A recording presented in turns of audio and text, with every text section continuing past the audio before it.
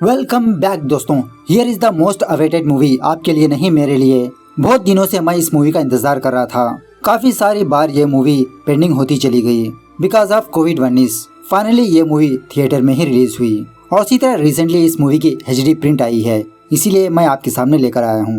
Movie का नाम है गमनम और एक तेलुगु लैंग्वेज मूवी है जो 2021 में रिलीज हुई। उसी तरह एक एंथोलॉजी बेस्ड मूवी है। अब मूवी के बारे में बात करें तो जितना मैं एक्सपेक्ट कर रहा था इस मूवी से, उस पर खरी उतरी नहीं है ये मूवी। पहले हाफ में थोड़ा नॉर्मली चलने लगती है, सेकेंड हाफ के क्लाइमैक्स में मूवी थोड़ी अच्छी लगी मुझे। लेकिन मूवी और अच्छी बन सकती थी। अगर मैं डायरेक्टर होता तो थिएटर में नदियां बह जाती, मतलब आंसुओं की।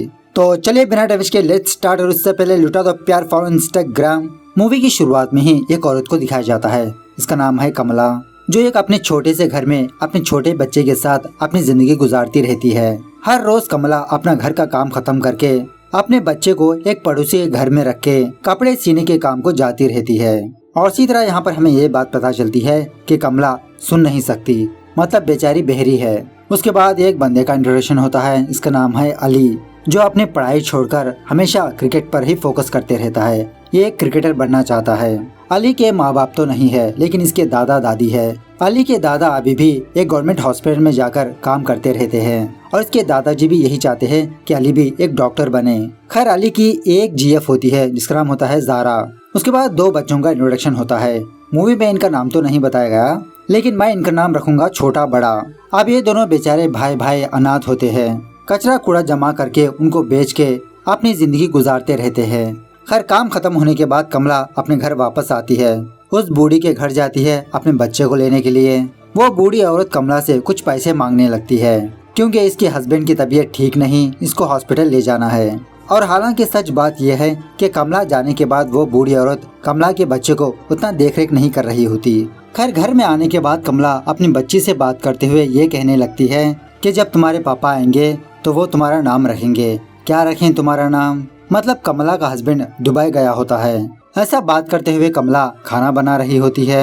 वहीं दूसरी तरफ कमला की बच्ची खटिया से नीचे गिरने ही वाली होती है। तभी कमला अपनी बच्ची को देख लेती है, फौरन अपनी बच्ची को अपनी गोदी में ले लेती है। मतलब इस सीन से हमें ये बात पता चलती है कि कमला बाहर काम करते हुए, अपने घर के काम करते हुए अपनी बच्ची की देखरेख करती रहती है और ऊपर से बेचारी को सुनाई भी नहीं देता। खैर एक दिन कमला एक डॉक्टर के पास जाती है अपने कान का चेकअप करवाने के लिए। चेकअप करने के बाद वो डॉक्टर कहने लगता है कि तुम दोबारा सुन सकती हो, उससे पहले तुम्हारा एक और टेस्ट करना है। तुम फ्राइडे के दिन दोबारा हॉस्पिटल आ जाओ, वो टेस्ट करके मैं आगे का प्रोसेस बताऊंगा। वहीं दूसरी तरफ अली और ज़ारा का धूमधाम से चक्कर चल रहा होता है। एक दिन जब सारा अली से फोन में बात कर रही होती है, ज़ारा का फादर ये चीज देख लेता है। इस तरफ ये दोनों बच्चे अपने रोजमर्रा का काम खत्म करके जब घर जा रहे होते हैं तो इन दोनों की नजर एक बड़ी वाली बिल्डिंग पर पड़ती है। ये दोनों उसके फ्लोर्स गिनने लगते हैं। छोटा बड़े से कहने लगता है, अरे बाप रे इतनी बड़ी बिल्डिंग, पता नहीं कितना सारा कचरा जमा करके इतनी बड़ी बिल्डिंग बनाई होगी। इस तरफ कमला अपनी फैक्ट्री में किसी जगह पर आकर बेचारी रोती रहती है अपने हस्बैंड को याद करके। तभी वहाँ पर एक चचा और एक और औरत आती है। वो चचा कमला से कहने लगता है, अरे बेटा तुम फिक्र मत करो, मेरा दामाद भी दुबई में रहता है, मैं तुम्हारे पति के बारे में पता करवा लूंगा। मतलब जब से कमला का हस्बैंड दुबई गया है, कमला को फोन तक नहीं किया, उसे लेटर तक नहीं लिखा। इस तरफ अली का कोच अली को मोटिवेट करने लगता है, आने वाले कुछ दिनों में सिलेक्शंस होने वाले हैं, अगर ये टूर्नामेंट के लिए सेलेक्ट हो गया इसके लिए बहुत अच्छी बात है। खैर फ्राइडे के दिन कमला दोबारा उस डॉक्टर के पास आती है। डॉक्टर कहने लगता है कि ऑपरेशन के लिए तकरीबन 10 लाख रुपए का खर्चा आएगा, लेकिन तुम फिक्र मत करो, मैं तुमको एक मशीन दूंगा, इसकी कीमत है सिर्फ 15,000 रुपए। तुमने मुझे 10,000 रुपए ऑलरेडी दे दिया, बचे 5,000 देके तुम इस मशीन को ले लो। बेचारी कमला यही सोचने लगती है कि अब ये 5,000 रुपए कैसे जमा करेगी। दूसरी तरफ छोटा और बड़ा एक बर्थडे पार्टी को आते हैं वहाँ पर काम करने के लिए। उसी बर्थडे पार्टी में छोटा पहली बार केक को देखता है। इसने पहले कभी केक नहीं देखा। अपने भाई से पूछने लगता है, भाई बर्थडे का मतलब क्या है? उसका भाई बताने लगता है, बर्थडे का मतलब है जन्मदिन। छोटा पूछने लगता है, हमारे कोई जन्मदिन नहीं है क्या? बड़ा कहने लगता है, अरे होगा, लेकिन हमारे माँ बाप नहीं है ना, हम कब पैदा हुए, कहाँ पर पैदा हुए, हमको तो नहीं पता। बेचारा छोटा वहाँ के माँ बाप को देखकर बहुत अफसोस करने लगता है कि इसको माँ बाप क्यों नहीं है, ये बर्थडे क्यों मना नहीं सकता। पार्टी खत्म होने के बाद ये दोनों अपनी छोटी सी झोपड़ी में आते हैं। एक्चुअली झोपड़ी भी नहीं, वो एक पाइप होता है, वहीं पर वो लोग सोते हैं, बैठते हैं, खाते हैं। छोटा अपने बड़े भाई से जिद करने लगता है कि इसे केक चाहिए, ये केक काटना चाहता है। खैर दूसरे दिन से बारिश शुरू होती है। कमला अपनी बच्ची को लेकर उस बूढ़ी के घर जाती है, लेकिन वो बुढ़िया अपने हस्बैंड को लेकर हॉस्पिटल गई होती है। उसके घर को ताला लगा होता है। सो कमला के पास और कोई ऑप्शन नहीं होता। कमला अपनी बच्ची के साथ फैक्ट्री आती है।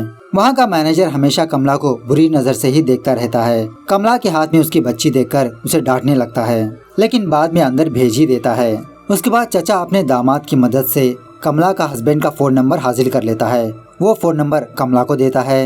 ये देखने के बाद कमला बहुत खुश होती है कि ये अपने हस्बैंड से बात करने वाली है। इस तरफ अली और उसका फ्रेंड जब प्रैक्टिस कर रहे होते हैं, अली का कोच आकर इसको और मोटिवेट करने लगता है। तभी एक और कोच आकर अली को एक सच्चाई बताता है कि अगर सिलेक्शन होना है तो 2 लाख रुपए रेडी रख लो। यहाँ पर टैलेंट के अलावा कुछ और भी चलता है। इस तरफ ये दोनों भाई एक केक की शॉप जाते हैं, लेकिन वो दुकान वाला बंदा इन दोनों को अंदर आने नहीं देता। तभी वहाँ पर एक लड़की आती है और इस लड़की से इन दोनों भाइयों को ये बात पता चलती है कि एक केक की कीमत तकरीबन 500 से 600 है। इस तरफ कमला अपने घर वापस आने के बाद एक एसटीडी बूथ के पास आती है अपने हस्बैंड को फोन करने के लिए। दुकान वाला बंदा इस नंबर को कॉल करके कमला से ये कहने लगता है कि तुम्हारे पति ने कहा कि वो बिजी है, कुछ दिनों बाद वो जल्दी वापस घर आने वाला है। ये सुनने के बाद कमला और खुश होती है। इस तरफ ये दोनों भाई ये सोचने लगते हैं कि किस तरह से ये लोग 500 रुपए जमा करेंगे। तो फटाफट से ये दोनों कचरे को जमा करने लगते हैं, कचरे को बेचने लगते हैं और जो पैसा आता है उसमें से 10 रुपया छोटा एक बोतल में छुपाते रहता है ताकि एक केक खरीद सके।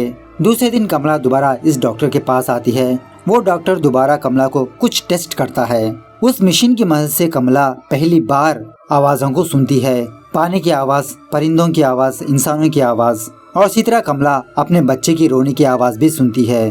उसके बाद कमला अपने फ्रेंड की मदद से एक छोटा फोन खरीद लेती है अपने पति से बात करने के लिए। इस तरफ ये दोनों भाई किसी भी तरह करके 200 रुपए जमा कर लेते हैं और सोचने लगते हैं कि और 300 रुपए कैसे कमाए। इस तरफ अली और ज़ारा हर वक्त अपने फेवरेट प्लेस पर मुलाकात करते रहते हैं। ज़ारा अली से कहने लगती है कि मेरे घर में मुझे रिश्ते देख रहे हैं, तुम कब अपनी मेडिसिन कंप्लीट करोगे।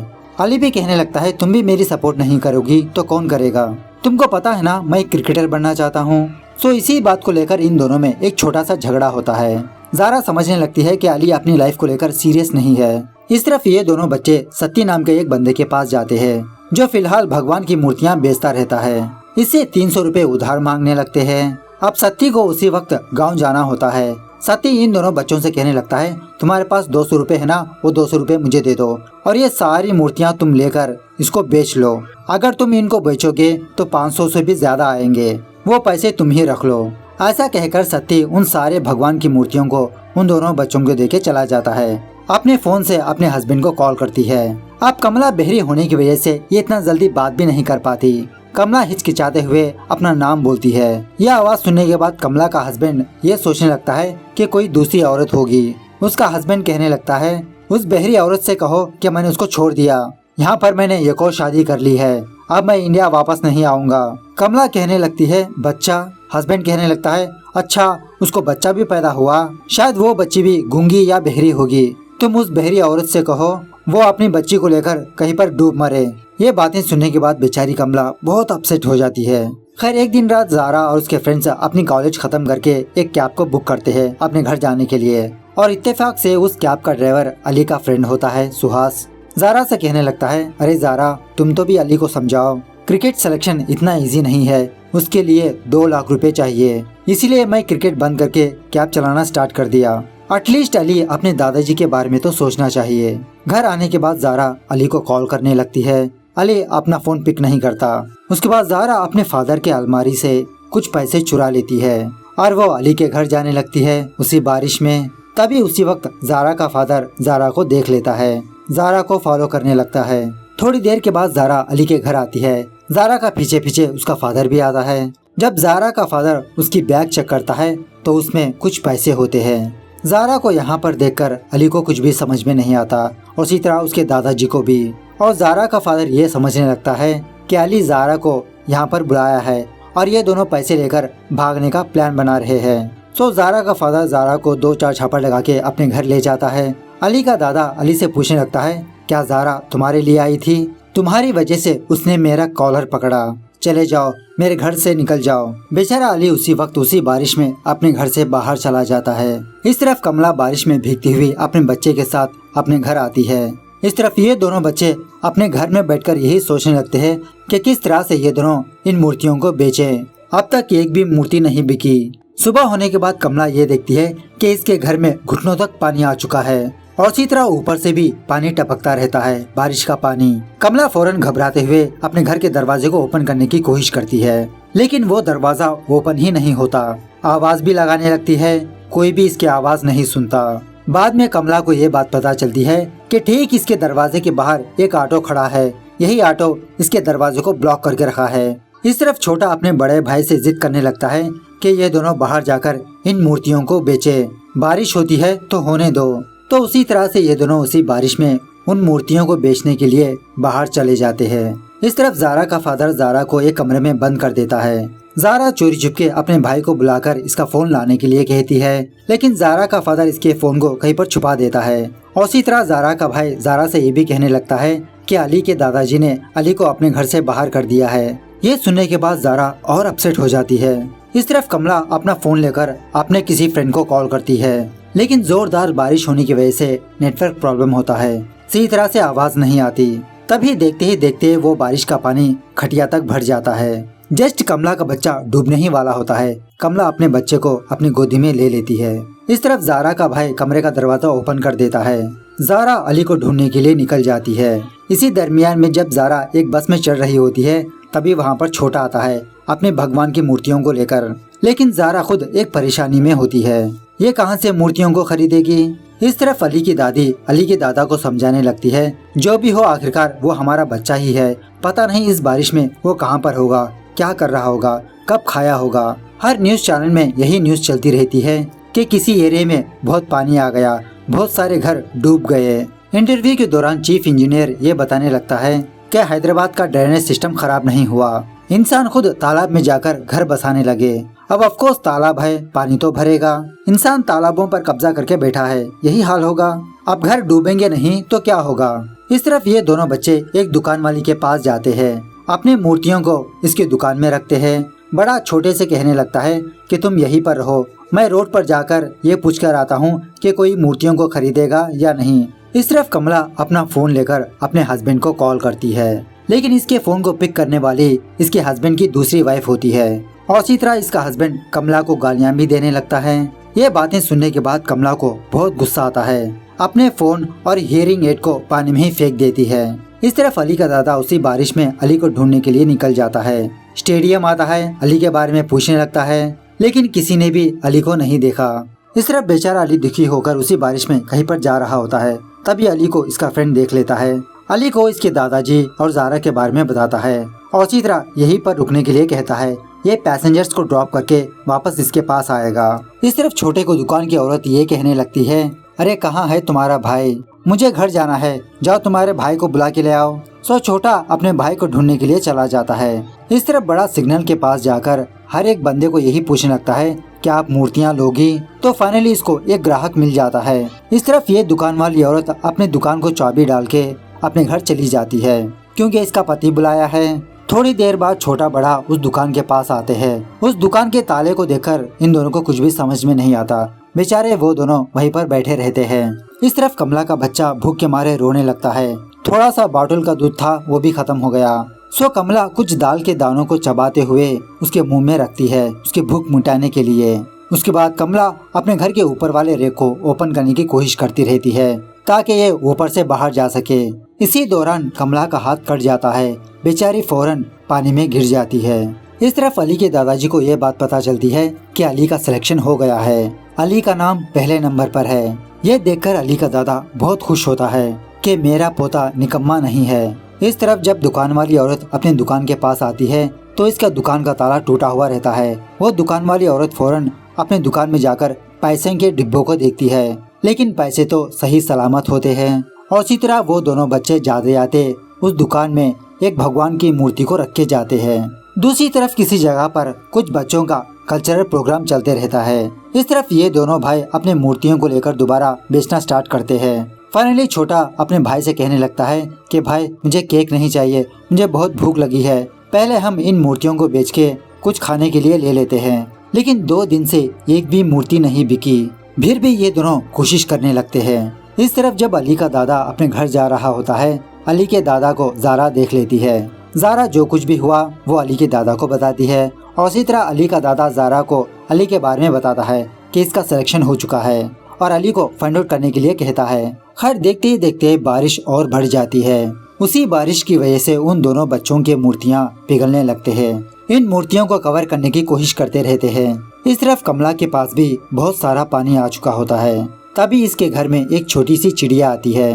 वो चिड़िया कमला को इशारों से एक रास्ता दिखाती है। जब कमला अपने सामान हटाती है, वहाँ पर एक छोटी सी खिड़की होती है। तभी उसी वक्त उसी घर में एक सांप भी आ जाता है। कमला इसे देख नहीं पाती। खैर कमला एक पत्थर लेकर उस खिड़की को फोड़ने लगती है। इस तरफ स्कूल के बच्चे अपना कल्चरल प्रोग्राम खत्म करके अपने बस में आ रहे होते हैं। कुछ कारणों की वजह से उस बस ड्राइवर की मौत हो जाती है। वो बस वहीं पर फंसी रहती है। बेचारे छोटे छोटे बच्चे उस बस के अंदर रोते रहते हैं और ऊपर से धीरे धीरे पानी भी बढ़ता रहता है। तभी इस बस को अली देख लेता है। अली हिम्मत जुटाकर उस बस के पास जाता है और एक एक करके उन बच्चों को बाहर लाता है। जब फाइनली एक बच्ची बच जाती है, अली उस बस के अंदर जाता है। तभी अली का पैर फंस जाता है, लेकिन किसी भी तरह करके अली उस आखिरी बच्ची को उस बस के बाहर भेज देता है। दूसरी तरफ एक ऑटो वाला अपनी प्रेग्नेंट औरत को हॉस्पिटल ले जा रहा होता है। वो ऑटो वाला बंदा छोटू को बुलाकर इस ऑटो को कवर करने के लिए कहता है। वो औरत उसी बारिश में एक बच्चे को जन्म देती है।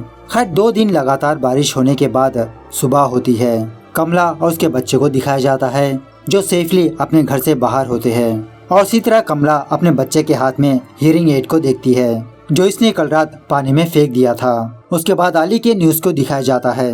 अली अपनी जान की परवाह ना करते हुए छोटे बच्चों की जान बचाई और अपनी जान गंवा दी। यह जान लेने के बाद अली के दादाजी और इसी तरह ज़ारा बहुत अफसोस करने लगते हैं। मतलब जब अली का करियर बनने ही वाला होता है, बेचारा अली अपनी जान ही गंवा दी। उसके बाद उन दोनों बच्चों को दिखाया जाता है जो अपनी आम जिंदगी में लग जाते हैं। फाइनली डायरेक्टर भाई साहब एक छोटा सा इन्फॉर्मेशन देते हैं। इस तरह से ये मूवी यहाँ पर दी एंड होती है। तो मूवी कैसे लगी कमेंट करके बताना जरूर। मिलते हैं अगली वीडियो में, तब तक take care, bye bye, see you soon.